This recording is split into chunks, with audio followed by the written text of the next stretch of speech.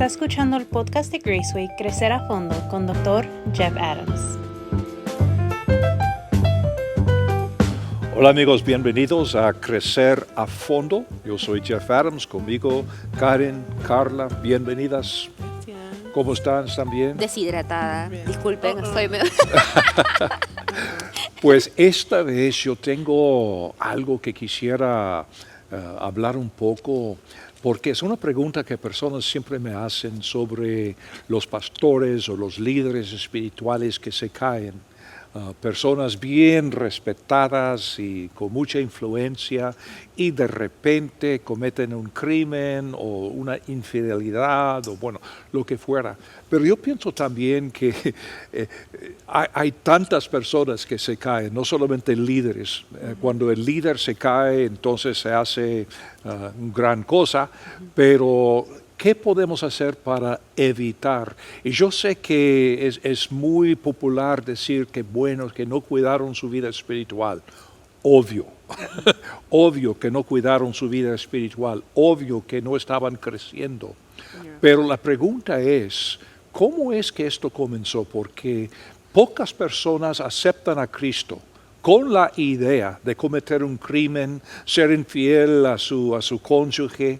O sea, vienen al Señor, el Señor les transforma la vida, pero algo pasa. Y yo creo en lo personal que nunca o muy pocas veces es de la noche a la mañana, pero es algo poco a poco que va creciendo en la persona, en vez de que la persona estuviera creciendo en su fe, aquello, pues no sé qué. ¿Qué es? Fuera de lo obvio, que la persona descuidó de su vida espiritual, ¿por qué caen las personas? ¿Qué piensan? Yo pienso que siempre me acuerdo a una de las cosas que nos dijo el pastor Tim en un meeting que teníamos, una junta que tuvimos, porque él nos entrena y nos dice como a los jóvenes tenemos un meeting con él toda la semana, uno de los jóvenes de aquí que estamos trabajando, y él quiere, lo más importante que él nos dice, si tú puedes dominar o liderar bien a ti mismo, a tu vida personal, estar en comunicación con el Señor, estar en comunión con el Señor, estar en esto y lo otro, eso va a salir en tu vida pública. Lo que sale en tu vida pública es lo que está pasando en tu vida privada. Y es como usted dijo, como que descuidó de su vida. Y es algo que me impresionó mucho. Él dice, si tú puedes liderar bien esto, like lead yourself well, como que liderar esto bien, ya eres uno de los mejores líderes que hay hoy día. Porque cuando tú descuidas eso de tu vida personal, va a salir en lo público. Él no me acuerdo que siempre me decía, si tú empiezas a cuidar más lo público, that's wrong. Cuida más lo privado y sale en lo público. Entonces, como que, ¿cómo te estás cuidando a ti mismo? ¿Sabes? ¿Cómo está tu tiempo a solas? ¿Cómo está tu tiempo con el Señor? Lo que está dentro va a salir. Ajá, exacto. Si tú tratas de cuidar lo que la gente ve y solamente te preocupas porque te veas bien ahí, lo que está aquí va a salir. O sea, tarde o temprano va a salir. Entonces, yo pienso que, me acuerdo, ayer estábamos hablando sobre algo parecido con el pastor Brandon y él dijo algo como, you can't have two masters. Uno no puede tener dos maestros. No puedes tener, exacto. Y yo me di cuenta que cuando, como estabas diciendo, algo poco a poco te está jalando y no, en vez de ir al Señor, como dijiste, como que en vez de que sea el Señor, esta cosa está como que... Y entonces, y eso me impresionó mucho ayer cuando él me dijo eso, porque ahora mismo no me acuerdo de dónde lo sacó, de qué versículo o algo, pero, y yo pensé en eso, yo dije, hay momentos en mi vida que yo puedo pensar hacia atrás y digo, en este momento yo tenía esto como prioridad, o esta cosa era mi ídolo o mi master, o sea, lo podemos llamar así. Pero ¿no es cierto que muchas veces cuesta años y años para que saliera lo que hemos descuidado adentro? Sí. ¿Qué piensas, Karen? Bueno, varias cosas, porque a veces también creo que no sé, vienen varios pensamientos a mi cabeza, ¿no? A veces las cosas empiezan de a poquito, ¿no? Y eso es algo que el pastor Marco Castro mencionó, me acuerdo en una prédica en el servicio hispano, porque decía que él una vez le preguntó a alguien que él apreciaba mucho cuando él era joven, que justamente había caído en infidelidad, que finalmente se animó a preguntarle, ¿y qué pasó? ¿No? O sea, porque creo que era alguien que él estimaba. Y en ese entonces él era joven y esa persona le dijo, todo empezó con un poquito, ¿no? Y a veces pienso que necesitamos pedir ayuda cuando nos damos cuenta que ese poquito está sucediendo. Y a veces para pedir ayuda es necesario perder la vergüenza, ¿no? Porque ahí es donde también un poco se concatena con lo que estuvimos hablando en el podcast pasado, que cuando tú muchas veces tienes un amigo o un mentor o alguien a quien acudir o un familiar, puedes exponerle tu situación y esa persona te puede guiar y te das cuenta que lo que tú estabas sintiendo, lo que tú estabas pensando, o no era tan malo, o si es malo, lo puedes corregir. Pero a veces hay mucho recelo en compartir las cosas que uno se da cuenta que están mal, cuando en realidad es ahí más donde uno debe tal vez acudir a la ayuda del otro, ¿no? La ayuda de otro es una cosa que me llama la atención en el caso de líderes, porque muchas veces el líder está en una posición en donde no tiene muchos amigos de confianza y tampoco no hay nadie a quien rendir cuentas. Y eso sucede muchas veces en el ministerio. Si la iglesia no tiene buena organización y si el pastor opera como dictador, muchas iglesias así es, lamentablemente. No hay una junta, no hay una persona sobre el pastor a quien tenga que rendir cuentas. Entonces llega a confiar en su rol, confiar en su poder, confiar en su autoridad y todo esto. Es mucho más fácil, entonces, por las cosas chiquitas que estaban creciendo ahí adentro, es mucho más fácil que de repente, sin querer queriendo, el pastor está manipulando o tratando de controlar las vidas de otras personas. O podría suceder también de que se da el caso de que como es tu grey,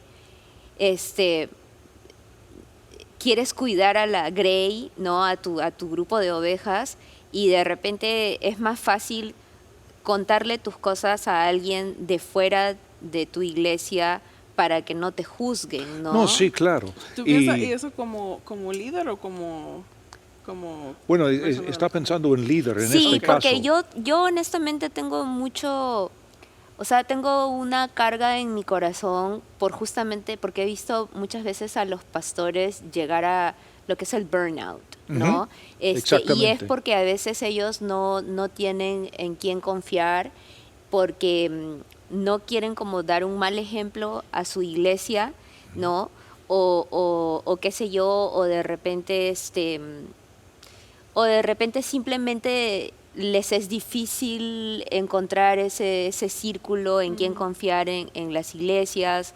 Entonces, a veces lo encuentran fuera de su propia iglesia, no son amigos de otros. Yo creo que por eso también los pastores a nivel de país se conocen mucho y se quieren mucho, porque yo siento que pueden conversar, entenderse, tienen las mismas cargas y pueden confiarse eso, pero no lo están haciendo público a la iglesia. No sé si me dejo entender. Sí, claro, y es importante, o sea, tener colegas en el ministerio y todo esto, pero además, y no dudo que esto sí es excelente, pero en la misma iglesia, yo creo que es un mito decir que no puedo confiar en una persona en la iglesia. Por ejemplo, cuando vine acá hace muchos años, la iglesia tenía una junta, porque aquí en este país es por la ley, es necesario. Pero en el caso del pastor anterior, la junta fue nada más una cosa por ley. Tener una reunión una vez al año que fue una cena y no pasó nada. Ok. Entonces no había una responsabilidad real que tenía el pastor. Y entonces yo viendo eso dije, no, yo quisiera rendirme cuentas a alguien. Yeah. Entonces poco a poco íbamos formando una junta con autoridad, y de veras que yo tuviera que rendirles cuenta por cómo las finanzas de la iglesia van y por mi vida personal y todo esto. O sea, usted sugiere que dentro de la misma iglesia, lo que algunos lo conocen como la junta o el consistorio o Sí, muchos esto, nombres, sí. Sí, Ujú. ese grupo tienen que llegar a ser amigos. No estoy hablando de amigos, aunque sería ideal, pero digo personas que de veras tienen una responsabilidad por mí. Ah, ok. Que vean por usted. Exactamente. Ok, ya está bien, Sí, claro. pienso Sea que- legalmente y también moralmente. Ajá. Ok, ya Yo pienso entendí. que como líder es como que vital. Es casi para mí como que no debe ser una opción. Que tienes que tener personas con las que tú eres vulnerable y transparente. O sea, completamente. Correcto. Yo pienso que no es ni una opción. Es como que si tú quieres ser un buen líder, tienes que aprender a ser humilde. O sea, poder humillarte, no quiero decirlo de esa forma como que, pero suficiente como para decir, estos son mis struggles, puedo decirlo. Yo creo Mis que el luchas, orgullo ¿no? está en cada uno de nosotros y lo que pasa, nosotros como creyentes servimos al rey. El pastor no es un rey, Yeah. pero muchas veces funciona como si fuera un rey y no tiene que rendir cuentas a nadie. Yo soy el pastor y lo que estoy diciendo, fantástico, si uno quiere organizar su iglesia así, no me meto, pero es un gran peligro porque poco a poco el diablo usa esta condición para tentarnos, para atacarnos o lo que fuera. ¿Y por qué cree usted que hay tantos pastores que luego se decepcionan del ministerio? ¿En qué sentido? Como que se cansan. Por eso de burnout, como decías. Yo creo que otro factor, Karen, es por no, bueno, como decimos comúnmente, no saben recargar sus pilas. Dabas en otro podcast, otro episodio, el ejemplo de tu esposo, que es una persona muy tranquila, Sí. pero aunque él está trabajando en su computadora todo el día, cuando llega a casa, ¿qué pasa? Sale a la naturaleza, hace cosas con sus manos. ¿Por qué? Porque es un hombre sabio. Y esto es para recargar sus pilas. Y cada uno de nosotros lo hacemos de otra forma. Ha sido una lucha mía porque yo tengo la tendencia de trabajar y trabajar y trabajar y trabajar. Comienzo temprano y me acuesto tarde y todo esto. Y yo he tenido que entrenarme a mí mismo y tener disciplina para hacer cosas que me recargan las pilas. Y yo realmente, literalmente, tengo lo que llamo mi ciclo de recarga. Y son 4 o 5 cosas, actividades que me recargan la pila. Por ejemplo, yo en lo personal tengo que escuchar música clásica en vivo, Ah, en vivo. una vez al mes. Me encantó mínimo. el post que usted hizo compartiendo de que justo cuando estaba escuchando música clásica también tuvo sentimientos y que le había dado ganas de llorar, ¿verdad? Exactamente, sí. Y yo, bueno, desde mi punto de vista, discúlpeme, permítame discrepar con usted. Sé que a veces acá se quiere escarbar mucho en por qué uno llora, pero para mí fue, lloró pues. Como en la palabra de que dice Jesús lloró. El O sea, versículo más como que corto. no había, o sea, eran simplemente los sentimientos, ¿no? Sí, A veces sí, claro. simplemente son los sentimientos de una memoria, uno se acuerda de una imagen con su padre o su madre o algo especial que pasó, te graduaste o tuviste tu hijo, esto. Y eso a veces el poder que tiene la música, ¿no? Y yo me puse a pensar de que si bien es cierto, a veces hay una raíz para tu llanto, también a veces simplemente pasa, ¿no? Y me puse a pensar en ese versículo que es el más corto de la Biblia que dice, Jesús lloró, nada más, no dice nada más, solamente lloró, No dice, tuvo que rebuscar, porque a veces sí, o sea, a veces sí tenemos que sanar heridas, no digo que no sea así, pero yo a veces digo, a veces simplemente tenemos que llorar. O sea, y es súper saludable, ¿no? Pero más bien gracias por compartir lo del post. Sí. Y yo creo que también estuvimos hablando de la necesidad de personas en la vida a quien tenemos que rendir cuentas y personas que somos amigos de confianza, que puedan llamarnos la atención cuando no andamos bien. Pero también yo creo que otro factor que puede influir al líder o cualquier persona es tener en su vida a personas o influencias tóxicas. O sea, por ejemplo, Jesús andaba con pecadores, Jesús andaba cantando y bebiendo y todo esto, dice la Biblia. Pero hay personas que le abrimos la puerta para que entran dentro de nosotros y pueden ser personas tóxicas, personas que tienen malas influencias en nuestras vidas. Y si no cuidamos, lo que decías antes, Carla, o sea, tenemos que cuidar la vida interior. Y si yo tengo un grupo de amigos que me están tentando, puede ser tentándome con cosas malas o pensamientos malos, lo que fuera, influencias malas. Entonces, esto viene a influirme. Sí, sí, yo siento que como la comunidad donde uno esté, y pensando en el rol de líder en la iglesia, o sea, tienes que tener mucho cuidado con quien tú pasas más tiempo. O sea, Sí, parece que tenemos dos extremos. Un extremo es totalmente separarnos de personas inconversas, que tampoco, aquí estamos en el mundo para compartir con personas. Exacto. Y por eso Jesús andaba con pecadores. Pero otra cosa es andar con esas personas y darles entrada en las áreas de la vida que tenemos que guardar. Yo siento, lo veo como, ahora mismo pensé, como yo cuando no estoy bien o mi, vamos a llamarlo como mis personas hogar, como las personas a las que yo voy cuando estoy tranquila o con quien yo comparto mi corazón. O sea, Exacto. son mi familia, son mis mentores porque me conocen más que, o sea, igual que mi familia. Y cuando tú escoges esas personas mal, entonces es como que, ¿sabes? Yo sí como quiera tengo amistades que yo las influyo, y yo tengo amistades que quiero mucho que son conversas y que están haciendo cosas que no debo, pero ya llega un momento que yo las dejo entrar hasta cierto punto en mí. Precisamente lo que pretendo decir, o sea, yo puedo andar con pecadores y compartir con ellos en, bueno, pláticas o juegos o lo que sea, pero abrirles mi corazón y darles entrada en estas áreas de mi vida que reservo para Cristo, para mis pensamientos más íntimos y todo esto, allí es donde la influencia tóxica comienza a cambiarme. Sí, porque siento que ellos te van a decir lo que ellos, bueno, sí, si tienes preguntas o si quieres hablar de cosas que estás pasando, que eso es súper peligroso, ellos te van a decir lo que ellos harían. Ay, hazlo ya. O sea, ay, entonces tú sigues ahí, y es como que, bueno.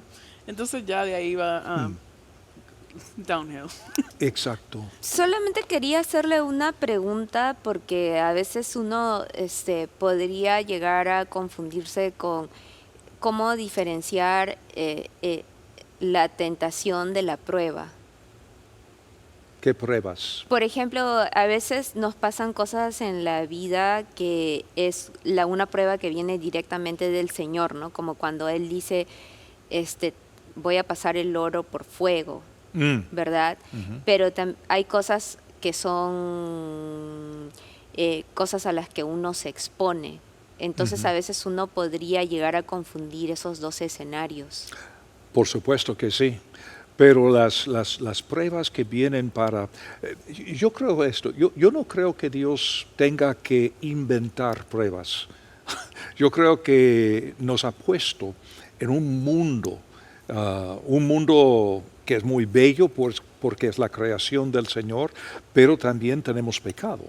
Entonces por eso hay problemas y hay tantas pruebas naturales en este mundo que Dios aprovecha de las pruebas para probarnos. No tiene que decir, bueno, Carla tiene necesidad de esto, entonces voy a enviarle una prueba X. Pero ¿y cómo a Job sí lo probaron? Bueno, fue eso, o sea, Dios no inventó la prueba, fue el diablo que vino para decir, dámelo. ¿Y por qué el diablo tiene esa facultad de pedir que nos prueben? ¿El diablo? Sí, ¿por qué él se presentó a decir pruébalo a Job? ¿Por qué tiene esa facultad? Decir que lo entiendo, entonces sería una mentira. Es una de esas cosas que entender esta relación y el acceso que tendría el diablo a Dios y todo esto, hay muchas teorías, muchas ideas, pero honestamente no lo entiendo. Sí, es un poco confuso porque ahí dice que él se presentó ante Dios y le pidió literalmente probar a Job, y a veces yo creo que cada uno de nosotros ha sentido que en algún momento le ha pasado eso. Hay tantos detallitos allí que... Sí, yo sé que es una pregunta muy profunda, sino que como estábamos hablando de la diferencia entre de repente lo que es la tentación y la prueba, siempre lo tenía ahí como que un tema para otro día. Sí, sí. La diferencia entre la prueba y la tentación. Sí. Sí. Excelente. Qué bueno, pues espero que hayan captado nuestro corazón acá. No queremos caer y yo no creo que haya persona que acepte al Señor Jesús pensando en voy a usar mi fe para pecar o para hacer daño a otra persona. Pero poco a poco, por descuido, por tentación, por prueba, algo malo comienza a crecer dentro de nosotros y de repente el líder se cae o uno de nosotros nos vamos a caer. Y el punto es, y por eso este programa se llama Crecer a Fondo, porque lo que queremos hacer más que nada es promover la necesidad que tenemos cada uno de nosotros para seguir creciendo todos los días de nuestra vida, en vez de estancarnos y pensar que ya he llegado a entender todo lo que es la Biblia, todo lo que es la vida. No, yo tengo 76 años, yo quiero seguir creciendo. No quiero quedarme como soy, quiero seguir creciendo y creciendo y creciendo. Y si no crezco, entonces voy a estancar. Y si me estanco, entonces ¿qué pasa? Voy a caer. ¿Verdad? Así que gracias amigos por estar con nosotros. Somos Crecer a Fondo y damos gracias al Señor que ustedes nos regalen su presencia y aquí estamos esperándoles para la próxima vez.